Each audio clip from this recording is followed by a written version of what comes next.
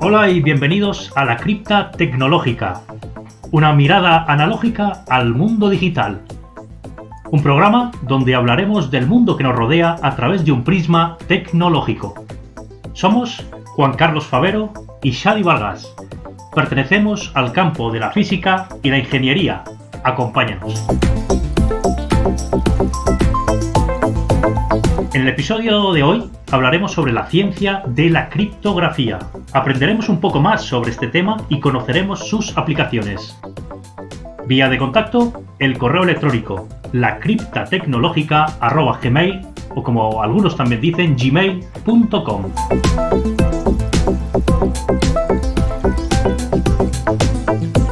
Hola Juan Carlos, ¿qué tal? ¿Cómo estás? Hola Xavi, buenas tardes, ¿qué tal? ¿Qué tal este confinamiento? Oye, ya con ganas de salir, ¿no?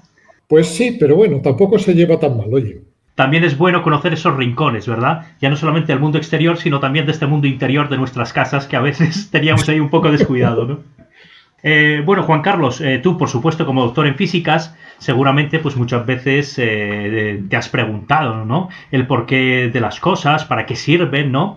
Igual que un servidor en el campo de la ingeniería, muchas veces pues eso, nos cuestionamos y decimos ¿cómo puedo aplicar estos conocimientos pues a dar soluciones, ¿no? No solamente a resolver y a evitar que esa silla de despacho chirríe, sino que también a darle una buena aplicación, ¿no? Algo muy típico de este personaje querido y a lo mejor odiado por otros, Sheldon, ¿no es así? De Big Bang Theory. Sheldon va un poco más allá. Más que resolver problemas, lo que hace es plantearlos. Es plantearlos, qué bueno. Mira, eso ahora también vamos a hablar sobre eso, ¿no? Muchas veces, ¿no? Cuando hablábamos la diferencia entre un ingeniero y un físico, ¿no? Era como el físico plantea los problemas y el ingeniero intenta resolverlos, ¿no?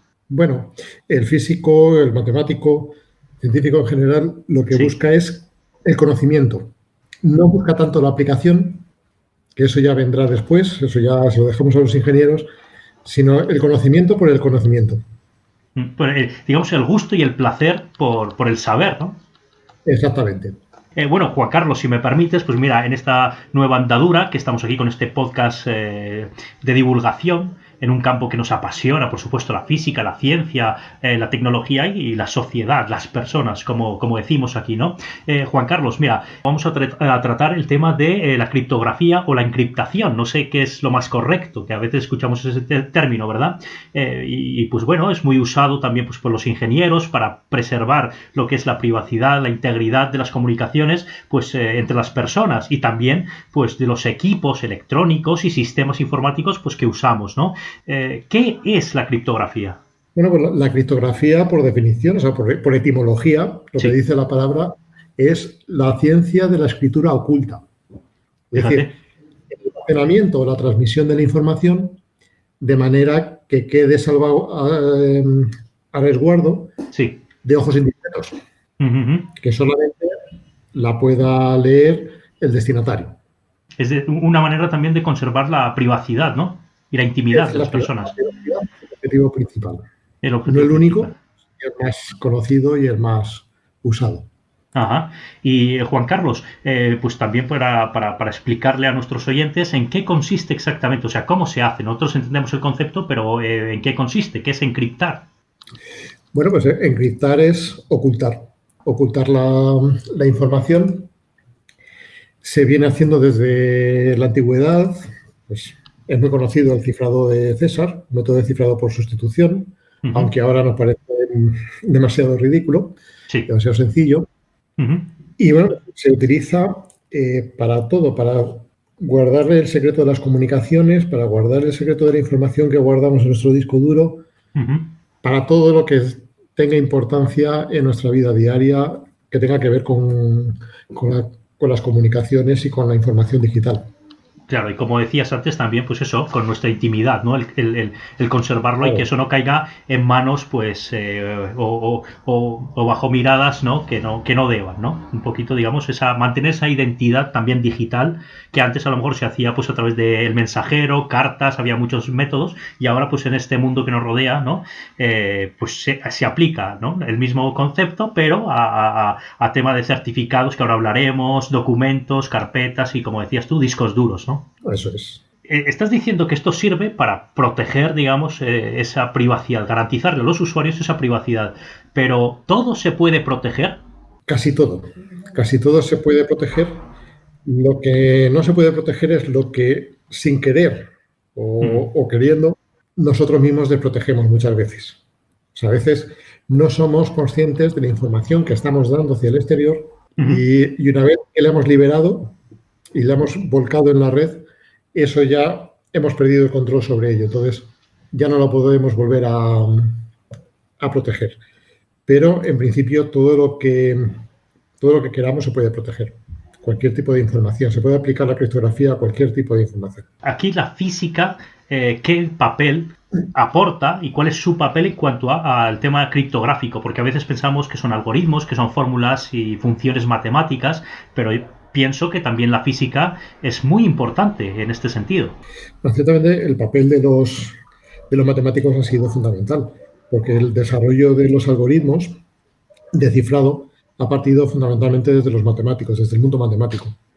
Para que un algoritmo de cifrado sea seguro, sea considerado seguro, tiene que estar respaldado por una teoría matemática detrás muy potente. Entonces, ahí hay matemática discreta, hay un montón de matemática por detrás. Cualquiera que se quiera inventar un código de cifrado puede hacerlo. Normalmente va a recurrir a un código de sustitución. Luego cuento alguna anécdota de eso. Pero si queremos que un sistema de cifrado sea de verdad robusto, que sea fácilmente utilizable, que lo pueda utilizar cualquiera, que sea universal, tiene que tener una teoría matemática muy potente. Pues son los amos.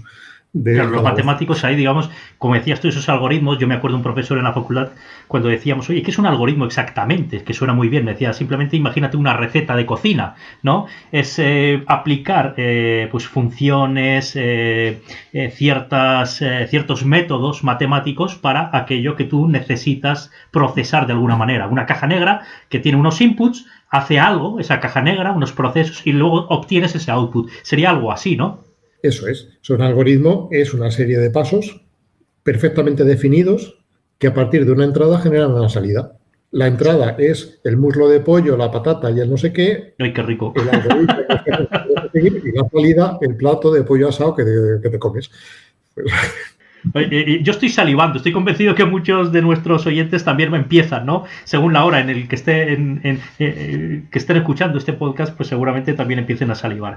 Me gustaría preguntarte, claro, hablamos de los físicos, de los matemáticos, de los que están detrás de todo esto, pero sí es verdad que hay ciertos conceptos que aparecen, por ejemplo, criptografía, seguridad informática, la física de los ceros y unos, todo esto, entiendo yo que es clave también en el mundo digital, ¿no? Sí, evidentemente, y más ahora que se está hablando tanto de la computación cuántica y todo esto, que parece que va a romper todos los algoritmos de cifrado que conocemos hasta ahora, pues es muy importante estar preparados para esa revolución que se va a producir, no sabemos cuándo, pero que inevitablemente llegaremos a ello y tenemos que estar preparados para ese nuevo mundo de criptografía cuántica, que ahí es donde los físicos sí que vamos a participar. La cripta tecnológica, una mirada analógica a un mundo digital, con Juan Carlos Favero y Shadi Vargas.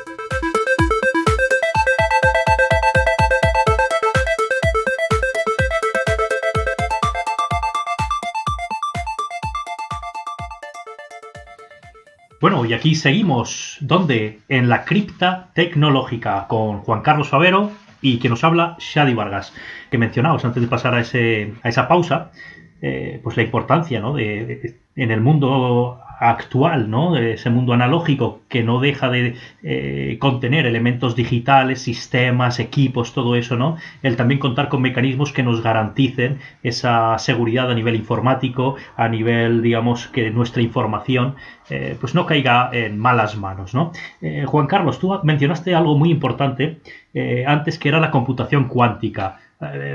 Escuchamos tantas veces de la computación cuántica, si ya la computación binaria de ceros y unos con transistores nos parecía un poco así, la computación cuántica puede, si me permites, reventar estos sistemas de cifrado y encriptación.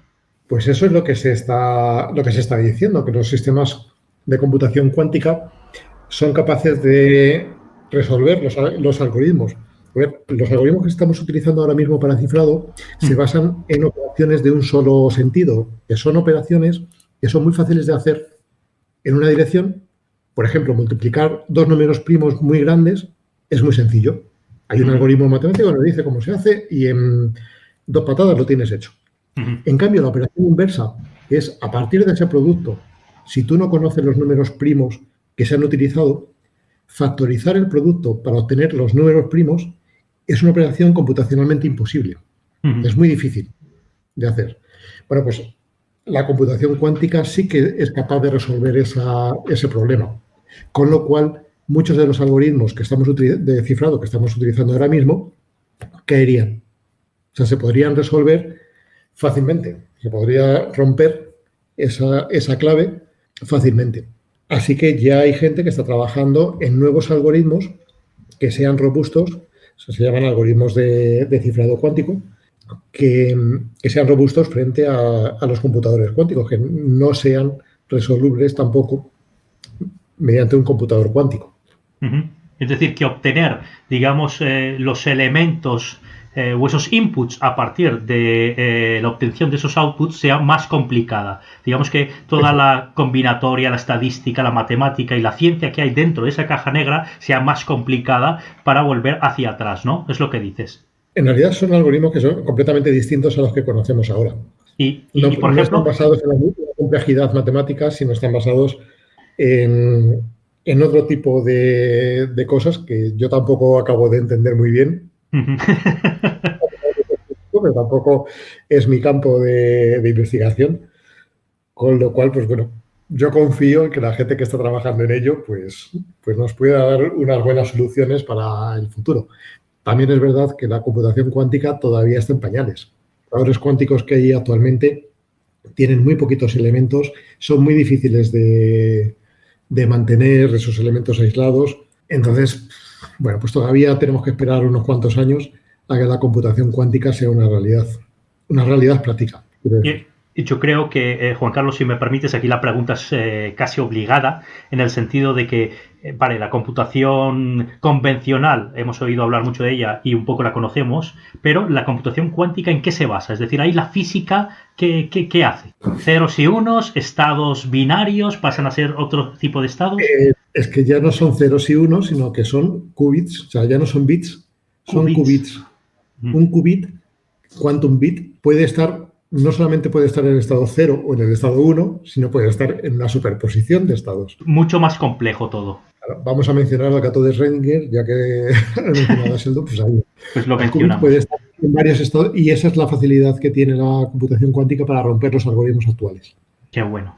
Puede buscar soluciones en paralelo en un espacio de soluciones amplísimo. Podemos decir que a día de hoy es fiable en nuestro día a día los mecanismos que conocemos de encriptación, en el sentido que son necesarios, nos ayudan, pero es una fiabilidad que sí es verdad que depende mucho de que, oye, no hagan esos procesos con este tipo de computación que los pueda romper, ¿verdad? Es decir, no podemos hablar de una seguridad absoluta. No, nunca se puede hablar de una seguridad absoluta. Pensemos, por ejemplo, sin recurrir a la computación cuántica, pensemos en que algoritmos que hace unos años se consideraban seguros, algoritmos tradicionales, ahora mismo ya se consideran inseguros, porque el aumento de la capacidad de computación de nuestros procesadores de sobremesa ha hecho que lo que antes era imposible computacionalmente, ahora se pueda resolver en un tiempo razonable.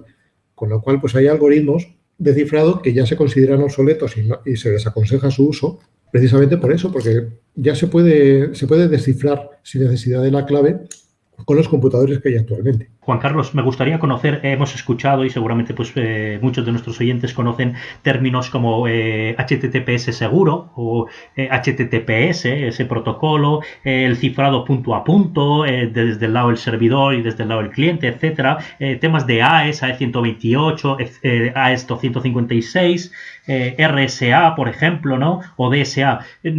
Cuéntanos un poco en qué consisten estos algoritmos o ese concepto de clave privada, clave pública, sobre todo porque yo recuerdo que muchas veces cuando, por ejemplo, vamos a Hacienda o a las agencias a pedir un certificado digital, nos comentan todo esto. ¿Qué me están dando aquí? Bien, pues esta es la parte más apasionante, quizás la descripción de los algoritmos, porque hay dos grandes familias de algoritmos. Unos que son los algoritmos simétricos, que son aquellos que tienen una única clave, que es la que se utiliza tanto para cifrar como para descifrar. Por ejemplo, el algoritmo de César que mencionábamos antes es un algoritmo simétrico. No sé si los oyentes habrán leído la novela de Edgar Allan Poe, El escarabajo de oro. Ahí se nos ofrece un método de cifrado por sustitución. Y también se nos describe el criptoanálisis que hacen los protagonistas de la novela, del cuento, hasta que consiguen descifrar el mensaje que han encontrado. Los algoritmos simétricos, que son esos que utilizan la misma clave para cifrar que para descifrar, sí, son algoritmos que se basan en sustituciones y en permutaciones. Son algoritmos muy rápidos, muy eficientes computacionalmente. Los algoritmos que se utilizan ahora mismo, mencionabas el AES, TwoFish, BlowFish, hay un montón de algoritmos simétricos. Son algoritmos de bloques. Utilizan varias etapas de sustitución y permutación aplicados sucesivas veces. ¿Cuál es el problema de estos algoritmos? Que aunque se pueden implementar en hardware y son muy rápidos, el problema es que tanto el emisor como el receptor tienen que compartir la misma clave. Y claro, si tú y yo queremos intercambiar información de manera cifrada utilizando un algoritmo simétrico, primero nos tenemos que poner de acuerdo en qué clave vamos a utilizar. ¿Cómo transmitimos esa clave? No la podemos transmitir por aquí porque se enteraría todo el mundo. Entonces, el problema de los algoritmos simétricos es el de la distribución de claves. Sin embargo, son muy útiles, por ejemplo, para cifrar un disco duro, la información que tengo en un disco duro, porque ahí no tengo que transmitir la clave, es algo que yo sé y entonces no se la tengo que decir a nadie, no la tengo que transmitir de ninguna manera. Y como son algoritmos muy rápidos, me permiten cifrar el disco duro en tiempo real. Para resolver el problema de la distribución de claves, entonces se utilizan los algoritmos asimétricos, que son también los que utilizan los certificados digitales, que mencionabas con Hacienda y demás. Espérate, Juan Carlos. Ahora no lo cuentas.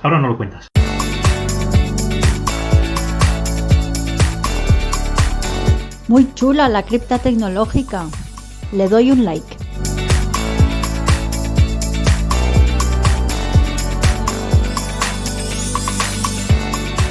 Bueno, y a la vuelta de este indicativo, qué interesante lo que nos contaba Juan Carlos, doctor en físicas. Entonces, el certificado digital con el que pues intentamos validar y hacer nuestras gestiones de manera telemática, ¿no?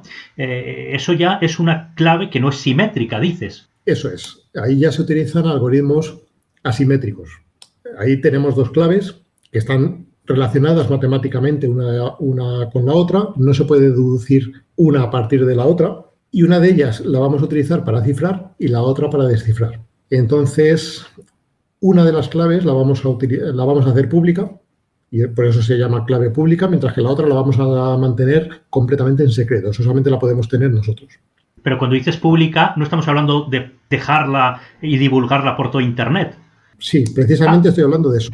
Hay servidores que mantienen repositorios de claves públicas. Por eso se llama pública, porque la puede conocer todo el mundo. Entonces, si tú has publicado tu clave pública, yo la puedo descargar, esa clave pública. Y puedo utilizar esa clave pública para enviarte un mensaje cifrado con esa clave pública. Ese mensaje cifrado solamente se va a poder descifrar con la clave secreta asociada a la clave pública. Y como esa clave secreta solamente la tienes tú, pues ya está. Nadie más lo puede descifrar. No has tenido que compartir una clave secreta, sino que has compartido una clave pública De manera que cualquiera puede utilizarla para enviarte un mensaje secreto que solamente tú puedas leer. La confidencialidad de manera muy sencilla y no tenemos el problema de la distribución de claves. Aparecen otros problemas, pues, pero bueno. No sé si también nuestros oyentes, pues muchas veces esto es como todo, de eso se trata este podcast, ¿no? Esta cripta, ¿no? De la tecnología, también de estos conceptos, llevarlos a ejemplos prácticos. Y estamos hablando, pues precisamente de estos certificados, cuando tenemos que hacer nuestra declaración de renta, etcétera, etcétera. Pero sí es verdad que a veces nos encontramos que, por ejemplo, te dicen, tienes que usar esta versión de navegador, tienes que habilitar el TLS versión X. ¿Eso a qué se debe? ¿Por qué? Porque uno dice, joder, si es tan sencillo, ¿por qué no hacen todo que sea en el último navegador, lo actual y ya está? Pero ellos también nos dicen, cuidado, que no es tan rápido y tan inmediato, ¿no? El problema de los certificados que utilizamos con la administración es que, como te decía antes, tienes que generar un par de claves que están relacionadas de manera matemática. O sea, eso se hace mediante un algoritmo matemático. Con eso, después la clave pública es pública y la clave secreta la tienes que mantener tú. El problema que aparece ahí, que ya hemos resuelto el problema de la distribución de claves, pero el problema que aparece nuevo es el de la autenticación. O sea, como si yo me descargo una clave pública que parece que es tuya, ¿cómo puedo estar seguro de que es tuya? Ahí es donde intervienen las autoridades de certificación, que en el caso de los certificados que utilizamos para la comunicación con la administración, es la Fábrica Nacional de la Moneda y Timbre. Uh-huh. ¿Cuáles son los problemas ahí? Bueno, ¿cómo funciona la autenticación? Pues yo genero mi clave pública y mi clave secreta. La clave pública se la envío a la autoridad de certificación y le digo, esta es mi clave pública. La autoridad de certificación me pide el DNI o lo que sea y me dice, vale, tú eres tú y esta es tu clave pública. Te la sello. Y a partir de ahora, cualquiera que se descargue esta clave pública sabe que es tuya porque yo, como autoridad, doy fe de que esa clave es tuya. Entonces, ¿cómo generamos ese certificado? Pues con el navegador generamos ese par de claves, enviamos la clave pública a la autoridad de certificación, a la Fábrica Nacional de Moneda y Timbre, ella nos lo firma, nosotros tenemos que presencialmente demostrar que somos nosotros, tenemos que ir a una oficina de la Seguridad Social para demostrar que somos nosotros, ella nos lo firma y nos descargamos esa clave pública ya firmada para nuestro certificado. El problema es cuando nos dicen, tiene que utilizar el navegador Firefox 68.7 o el Internet Explorer 2.3 con Windows XP. Y dices, pues a ver dónde encuentro eso. Sí. Según parece, porque los navegadores más modernos, o sea, las últimas versiones, han eliminado la posibilidad de generar el par de claves. Con lo cual nos han fastidiado el invento. Fíjate, ahí está el kit de la cuestión, ¿no? Pues sí. A ver cómo resolvemos eso, porque hace unos días yo tuve que renovar mi certificado digital y justamente me pedían el Firefox 68.7 y yo, pues a ver de dónde saco yo esa versión, que es una versión ya antigua. Bueno, pues por suerte tenía una máquina virtual que la tenía instalada y tal, y ahí pude generar el par de claves y renovar el certificado digital, pero no fue fácil. Entonces, como no resuelven eso los navegadores, pues vamos a tener un problema. Claro, no todas las personas se pueden permitir, ¿no? O entienden cómo crear esas máquinas virtuales, cómo, digamos, hacer un downgrade, porque muchas veces te dicen actualiza, o sea, hacia arriba la escalabilidad es fácil, pero luego viceversa es más complicado, ¿no? Cuando dices, oye, de algo muy avanzado, ir un paso atrás también cuesta más, ¿no? Pero fíjate que interesante y estoy convencido que esto también lo trataremos en otro episodio, ¿verdad? Porque es un tema muy apasionante. Y si me permites, Juan Carlos, hemos hablado de esto de los certificados, pero me gustaría también como un poco para abrir boca, como aperitivo para los siguientes episodios, que ahora, pues a raíz de este confinamiento hemos escuchado mucho, pues bueno, te puedes conectar a la oficina con una VPN, ¿no? Con una red privada virtual, ¿no? Del inglés Virtual Private Network, ¿no? Pero sí es verdad que a veces te dicen, ojo, pero eso también necesita métodos y mecanismos de encriptación o hacerlo seguro para que esas comunicaciones no sean interceptadas. ¿Nos puedes contar algún caso práctico y también para nuestros oyentes pues más curiosos, más inquietos, también puedan indagar y ver eso en qué consiste? Pues justamente una red privada virtual o una VPN es, como tú decías, un mecanismo que nos permite conectarnos. Hacer una conexión pseudo punto a punto, porque en realidad estamos utilizando la infraestructura de Internet, pero a través de un túnel que es seguro. O sea, ese túnel va cifrado de extremo a extremo. Y además estamos utilizando estos algoritmos que decimos de clave asimétrica y de esa manera estamos garantizando también la autenticación de ambos extremos. O sea, cuando yo me conecto a la oficina a través de esa VPN, yo estoy seguro de que me estoy conectando a la oficina y la oficina está segura de que soy yo quien se está conectando. Es una autenticación mutua. Para utilizar esos mecanismos de VPN, lo conveniente es que sea la propia empresa la que nos dé ese servicio de VPN. Si intentamos utilizar proveedores externos, entonces ya nos tenemos que fiar de que esos proveedores estén dando un buen servicio, no estén inspeccionando el tráfico ellos, porque podrían hacer un ataque de hombre en el medio y, bueno, pues es más complicado. O sea, para cuestiones muy, muy, muy críticas tiene que ser una VPN que esté controlada estrictamente por la empresa y por nosotros. ¿Y VPN, Juan Carlos, cree o digamos, implica que sea cifrado o puede ser una VPN y luego la comunicación? Hombre, una VPN en realidad se puede hacer de las dos maneras. O sea, el primer paso es establecer una conexión punto a punto a través de un túnel, pero eso no implica que sea cifrado. Pero luego sobre esa conexión punto a punto se establece una conexión cifrada mediante TLS, Transport Layer Security. Entonces lo normal es hacerlo cifrado, pero en los laboratorios hacemos prácticas con nuestros alumnos donde establecen una VPN que no va cifrada. Abierta y plana, como dicen. Pero eso al fin y al cabo no deja de ser más que un túnel punto a punto. Ahí yo creo que no podríamos hablar realmente de una VPN como tal. Cuando hablamos de VPN todo el mundo entiende que va cifrado. La cripta tecnológica. Ciencia, tecnología y personas. El programa de las mentes inquietas.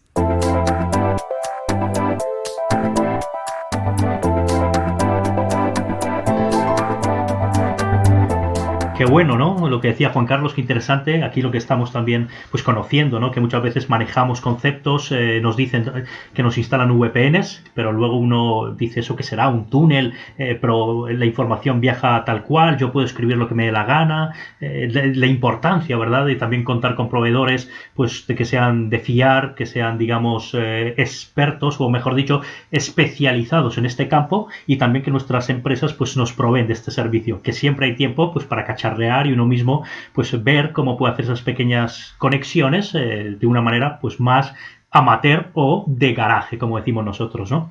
Bueno, Juan Carlos, ¿qué te parece sintetizar el episodio de hoy? Bueno, hemos visto la importancia que es, para empezar, la encriptación, que muchas veces hemos oído ese término, pero no terminamos de entender si eso es una contraseña que se le pone a algo o si es algo más que una contraseña, y también pues esos mecanismos, ¿verdad?, en los que se basan, principalmente matemáticos, pero también hay temas de protocolos físicos a la hora de transportar esa información. La calidad y la importancia de mantener a buen recaudo esa información, ¿tú crees que es importante para el ser humano hoy por hoy? Es fundamental. Vivimos en la época de la información, o en la era de la información, y es fundamental mantener la información segura. O sea, nuestros datos tienen que estar protegidos, porque realmente todos los días estamos manejando un montón de información. Compras por internet, o sea, comercio electrónico, transacciones con el banco. Mismamente, cuando nos conectamos al servicio de la empresa para ver la nómina, ahí estamos transmitiendo información personal, información crítica, que es fundamental que esté bien protegida. O mismamente toda la información que guardamos en nuestro disco duro, que es mucha la que se puede almacenar a lo largo de nuestro día a día, la información que vamos guardando en el disco.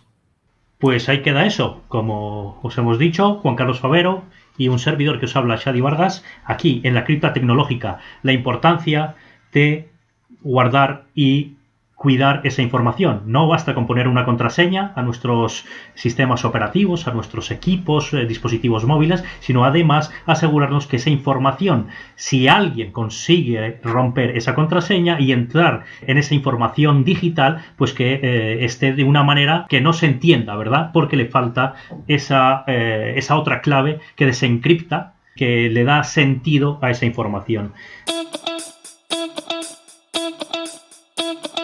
Juan Carlos, muchísimas gracias. Como siempre, un placer charlar y compartir estos minutos contigo. Muchas gracias, Adi. Siempre a ver cuándo nos podemos tomar la cerveza ya en persona y disfrutar, ¿no? Y contar nuestras aventuras también, ¿no? Y esas nuevas baldosas que hemos contado ya en nuestras casas y en nuestros hogares. Y a vosotros, queridos oyentes, muchísimas gracias por elegirnos y por escuchar La Cripta Tecnológica, este espacio de divulgación, ciencia, física, tecnología al servicio de las personas. Hasta pronto. Chao, chao.